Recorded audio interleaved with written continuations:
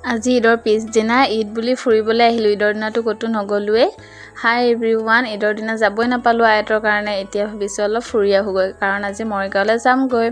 এতিয়া মামাহঁতৰ ঘৰলৈ গৈ আছোঁ, কাৰণ নাযাওঁ বুলি ভাবিছিলোঁ, কিন্তু ফোন কৰি আছে যিহেতু ভাবিছোঁ এপাক ঘূৰিয়ে আহোঁগৈ। আৰু ঈদ বুলি ক'তো ফুৰাও হোৱা নাই, ঈদৰ দিনটো ঘৰতেই থাকিলোঁ আৰু। এতিয়া ইহঁতৰ ঘৰলৈ আহিলোঁ। ইহঁতৰ বেবীটোক চাওকচোন, ইমান কিউট ধুনীয়াকৈ শুই আছে। আৰু আমাৰ বাইদেউক চাওকচোন, একেবাৰে লিপ বাম লগাই আছে, লগতে লৈ ফুৰে আৰু বস্তুটো। আৰু এতিয়া আয়াতে অলপ সময় বেবীটো ল'লে, মই ল'লোঁ, এখেতে এনেকৈ অলপ সময় চাহ পান খালোঁ।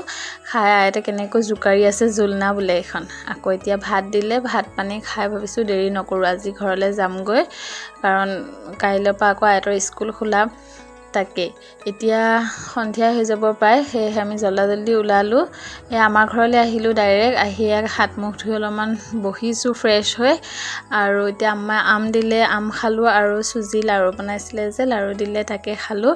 আকৌ দাদাই এটা লাইট আনিছে, তাকে দেখুৱাই আছে, আপোনালোককো দেখুৱাই দিওঁ, ইমান মৰম লাগিছে। এয়া লাইটটো অফ কৰি দিলে জ্বলি উঠে, দেখিবলৈও বহুত ধুনীয়া। এইটো চাওকচোন, বহুত ভাল লাগিছে নহয়নে? ভাবিছোঁ আপোনালোককো দেখুৱাই দিওঁ, মোৰ আকৌ বহুত পচন্দ হৈছে লাইটটো। আৰু এইফালে লেচু কিবা কিবি খালোঁ। খাই বৈ এতিয়া ৰাতি হৈ গ'ল, বহুত ভাত দিলে আম্মাই। ভাত খাই ৰুমলৈ যামগৈ বুলি ভাবিছোঁ। এতিয়া আকৌ এইফালে মোবাইলত গান লগাই পূৰা ডান্স কৰি আছে আৰু। তাইক লৈ এতিয়া যাওঁগৈ, কালি ৰাতিপুৱা আকৌ তাইৰ স্কুল আছে যে, সেয়েহে ইয়াত নাথাকোঁ আৰু ঈদ বুলি।